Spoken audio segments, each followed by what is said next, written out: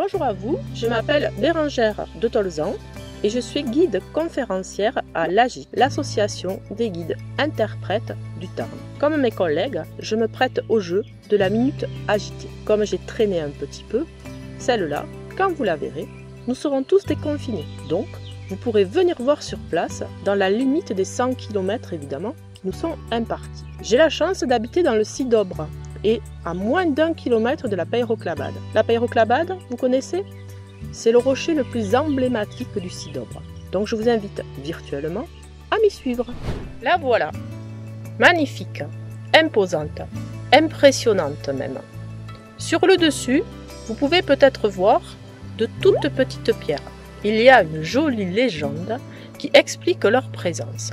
Autrefois, les jeunes hommes de la région, lorsqu'ils voulaient se marier, venaient ici et ils lançaient sur le sommet de la Peyreclabad un caillou. Si ce caillou restait au premier jet, ils se mariaient dans l'année.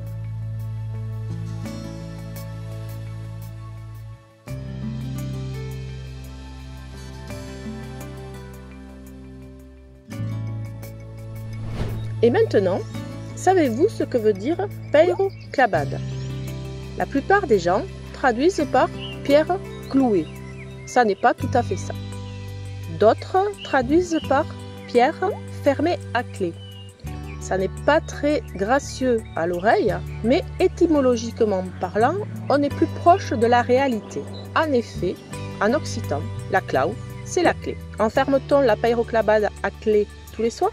Nous en serions capables, mais non, ce n'est pas ça. Avez-vous remarqué la constitution de cette merveille géologique? Tout d'abord, il y a le chapeau, la grande partie au-dessus qu'on remarque tous.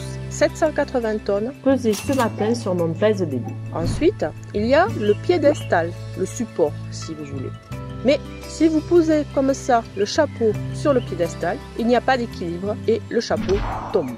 Il y a donc entre les deux un troisième élément que moi j'appelle la cale. La Peyreclabad, c'est la pierre qui tient en équilibre grâce à la clé, dans le sens de clé de voûte. Alors c'est pas très gracieux comme nom, aussi nous avons préféré garder la locution occitane, Peyreclabad, qui coule mieux, et puis il y a l'accent, c'est plus joli. Si vous voulez par contre absolument traduire ce nom en français, utilisez plutôt la pierre calée que la pierre clouée. Alors vous avez peut-être remarqué en regardant bien les photos que le socle était coupé net d'un côté. Pourquoi? Est-ce que vous avez remarqué aussi que sur les photos anciennes, la Peyreclabad est au milieu d'un désert de pierres, alors qu'actuellement, la Peyreclabad est au milieu des bois? Est-ce que vous avez remarqué aussi l'aspect extérieur évidemment, mais l'aspect inférieur plus exactement de la pierre? Non?